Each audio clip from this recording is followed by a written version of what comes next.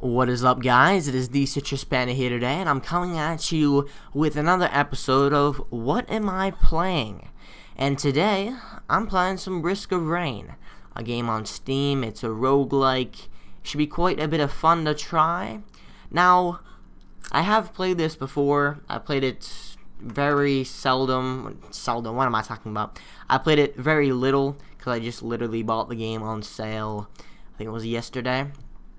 So, it's a roguelike shooter with a kind of a unique sort of style to it. I don't know, it's got these pixelated graphics, and it's decently fun. Now, I'll explain some things about it. Actually, I was originally going to do a video on Rogue Legacy, which is a similar game to this, I think at least. And the only thing is that apparently, Bandicam doesn't want to record Rogue Legacy without lagging. Like, whenever I try to record it, it just lags, which doesn't make any sense, because it doesn't lag on any other game. I can record Skyrim, and it doesn't even lag. It just doesn't like Rogue Legacy for some reason, which, it's not that bad. I just will not make a video of that game.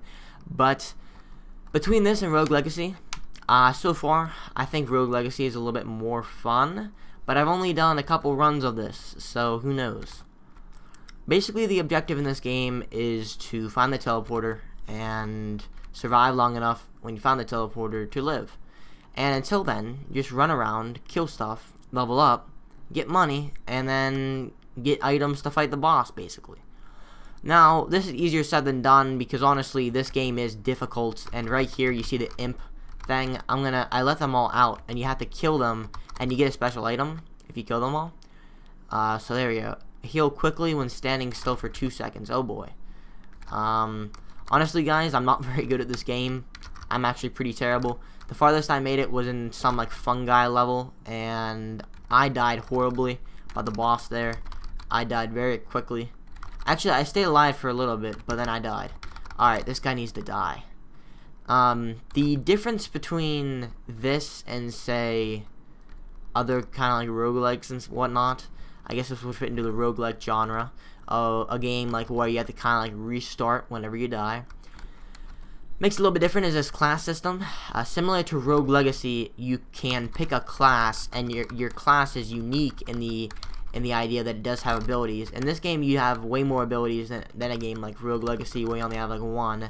But it's still just you get different classes, and it makes the game a little bit better, in my opinion. You know, some different, switch up the gameplay and whatnot. Now, a lot of people might consider Spelunky a pretty cool game. Just want to talk about that really quick. I'm not a huge fan of Spelunky because I want to actually explain. I'm going to tie it in why I don't like Spelunky that much. I'm going to tie it into this game and Rogue Legacy. I feel like when I'm playing Rogue Legacy and Risk of Rain, I feel like I'm being treated fairly. In a way, maybe it's not like super fair because sometimes I feel like it's pretty difficult. But being difficult doesn't mean the game is unfair. It just means it's got a learning curve to it, and I've got to be better at the game. But with a game like Spelunky, no matter how good you are or whatever, it just feels like they don't make you feel like you even want to play the game because they just kill you so easily. And that's not. And then some people would argue, well, that's just the game being difficult. But I feel like when I'm playing Spelunky, there are way too many ways to die in one hit. Like, there are just way too many ways to get killed in one hit. And being killed in one hit, in my opinion, is not a good design choice to make a game hard. It's just there. And it's annoying.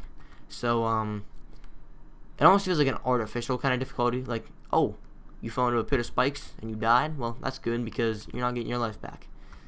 But in this game and also in Rogue Legacy, I feel like the game is difficult, but it's not just like screwing you over for no reason, which I feel like was happening a lot in Spelunky. And now basically I think there's 8 classes in this game. I honestly could not tell you how many classes there are in Rogue Legacy. I think there's like 5 or 6. There's around 6 in Rogue Legacy. And in Spelunky, again, it's just kind of like one character, or you can pick a different character, but it doesn't really affect your gameplay. You just pick a different character. I mean, is Spelunky a bad game? I don't think so. I mean, I personally, it's decently fun. I thought I was going to have a lot more fun with it than I did. But, I don't know. I like these games better as roguelikes. And roguelikes have gotten increasingly popular.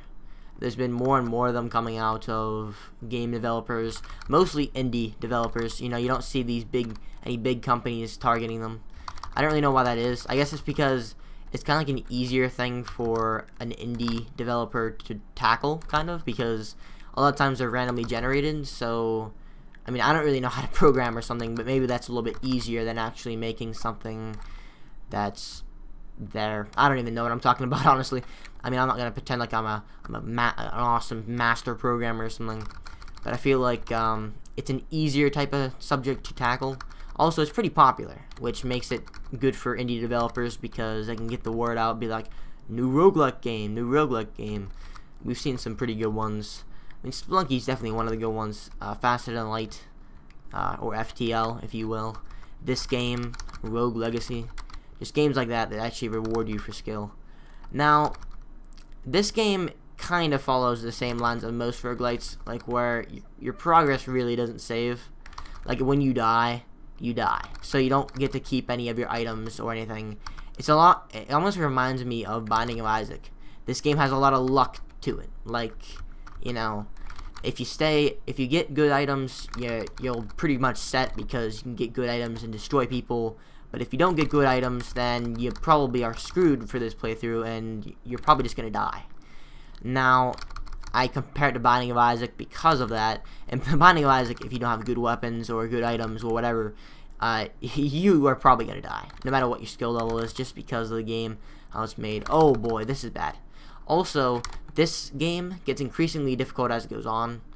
So you're not going to be finding this game any easier as the gameplay progresses. If anything, you're going to find it a lot harder. I'm just trying to kill these people, but more people just keep on spawning. So it's kind of a bad idea to just keep on killing these people. Plus, the difficulty just keeps on going up and up. So I just need to stop killing these things. I'm just going to run away now. Okay, I'm going to try to find the teleporter. Also, if you look on the right-hand side, you'll see that the game is actually getting increasingly more difficult, which makes this game a lot harder than it could be without this low mechanic. Basically, the game gets harder as you play it, and the more you play on a single level, the harder it gets. Right now, I'm on easy. It goes harder and harder and harder. The idea there, I'm guessing, is to beat the boss before it gets to a super high difficulty. The trade-off is that if you spend more time in the level, it's going to be a higher level. Your difficulty is going to be at a higher level, but your items are probably going to be better if you have enough luck. But if you search enough and you find the right items, then it shouldn't be a problem that the difficulty is increasing. But like I said, it's all about the luck and finding items. Oh god, this is not good. This is not good. I'm going to jump over this. I'm going to crawl. I'm not going to do this because I want this, whatever this is. What is this? It's a repair drone. So, I'm not really sure what that does. Also, that's another thing in this game. It doesn't describe what things do too much, which, I don't know, it's kind of annoying. I was watching one of Total Biscuit's videos, and I actually agree with what he was saying, that games like this, it just seems like they don't tell you anything. And, in my opinion, I also find that quite annoying. When a game doesn't tell you something, like, oh, you got this item, well, guess what, we're not going to tell you what it does, but, you know, you can go find out. I just feel like it should just tell you what the item does. Okay, here we go. I'm going to go up here, open up this, I'm going to dodge this, explore keys, all chests, and vision. I don't know what this drone does. Does it shoot? Oh, it shoots with you. Okay, that's cool. I like that quite a bit, actually. That works very well. Although I don't really know the practicality of it. Honestly, I don't even know if it hits that much. So, oh god, I'm gonna die. Honestly, I need to get out of here. I need to find the teleporter and fight the boss. Usually, the boss at the beginning level. I don't know if it's the same every single time, but from my understanding, all the times I've played, I've got the Colossus on the first level, and I've only got to the second level once. So the second level I played was with the Fungus King person, not the Fungus King. I was on the fungus map, but the person I fought was actually the wisp, the giant wisp. I'm gonna buy this. I don't even know what that is. See, that's what I'm talking about. It heals after kills, so it heals me after I kill something. Hopefully, it heals me quite a bit because I need some heals. I really do. This is bad. I really just need to get to what I'm doing because I'm gonna end up dying before I even find the teleporter or the boss. Let's see here. Dun, dun, dun, dun, dun. I'm gonna run away. I'll try to shoot these people as I'm running away. Oh boy. Oh boy, this is not good. Oh, I leveled up. Cool. I'm really not sure what leveling up does, though. Do you hit more? I think you might hit more, honestly. Let me check. Boom. I don't know. You might hit more. I think you hit slightly more, possibly. That's the idea behind it, I think. But, like most roguelites, when you die in this game, you lose everything. So, all your progress. You still keep your classes if you unlock them, which is cool. But that's still kind of why I like Rogue Legacy the most out of the roguelikes I've been playing as of late, because, like, in a game like, wow, that's another thing. Like, I don't even know why, but the scaling on this game is weird. I don't really care about that, because honestly, people get on Steam like once every like 5 minutes, so not even 5 minutes, like every like 30 minutes. So I don't really have to worry about that weird scaling that the game does, but I don't really care. Anyways. I feel like, oh wow, that does damage to you. But I feel like whenever I die in a game like this, I guess it also does that in FTL, but, I mean, whenever you die, you just kind of like lose your progress. Although in a game like FTL, you feel like, when you have your spaceships, which in a way is basically the same thing as classes in this game, so at least you keep that kind of stuff, but you do have to start a clean slate. Whereas with a game like Rogue Legacy, you can kind of have this character that you scale over time, and he gets progressively better with progressively cooler armor and equipment. Overall, would I recommend this game? I really haven't played this game enough to justify you just going out and buying it. But if it looks like something you would enjoy, I would recommend it. It's a pretty fun game, honestly. It's pretty challenging. If you're looking for a challenging roguelike, if you haven't had a good one in a while, this one will definitely ease your boredom for a while. I also recommend Rogue Legacy, because that game is quite fun. But this game is also pretty cool. I am still at a loss as to where the teleporter is. I'm going to still try to find it. I'm actually going to pause and come back. I've got 2 of these drones now. So, I'm guessing they both shoot, which is pretty good. Although, the difficulty I'm at right now, honestly, is pretty bad. Okay, there's the boss. Does he just start spawning maybe if you don't do something? It's like, you're taking too long. We're just going to spawn the boss for you. Here you go. Maybe that's what the game did. In general, this seems like a pretty easy fighting spot for him, because he just kind of walks back and forth. The first boss is definitely easy. It's actually not the bosses that are even that hard, I found, because the Wisp himself, like, I could dodge his attacks decently well, but I felt like, ooh, reduces incoming damage by 14%. I felt like the monsters surrounding him were the biggest problem. They presented quite a challenge, because you had to kind of like dodge his things while you were dodging his. The class I'm playing as has this tactical rule sort of thing, so that's pretty cool. Alright, here we go. Die. There you go. There's the missiles. Those missiles are another little thing I have. It's an ability that you get, and it's pretty cool. Oh, it actually shows a timer up there, so you guys can see how long I've been playing. I've been playing 13 minutes so far. The missiles fly and hit the nearest target, or I really don't know how priority works. I don't know what that person's doing. Oh yeah, I met that person on Dungeon Defenders. That's also another pretty cool game I bought on sale. It's called Dungeon Defenders. I met that guy online. We were playing. It's a pretty fun game. I got it for like $1.29, and I bought some DLC. I bought like 1 DLC for a character. What is this? A shadow partner? Creates a shadow partner for 15 seconds. Is that Q? How do you use an ability? I think it's like... Let me figure this out really quick. Oh boy. Okay. That was G? It was G. That's pretty cool. So this guy spawns and he double shoots with you. So you do double the damage plus my repair drones. I can do some pretty good damage. Although that shadow thing has quite the cooldown, so I'm going to have to watch that. I have lots of money, but money's not going to help me. A chance to knock enemies backwards. Money's not going to help if I don't get this teleporter soon, because the difficulty is getting very difficult very, very quickly. So I'm going to open up this chest. I'm going to try to do a dodge. No, okay.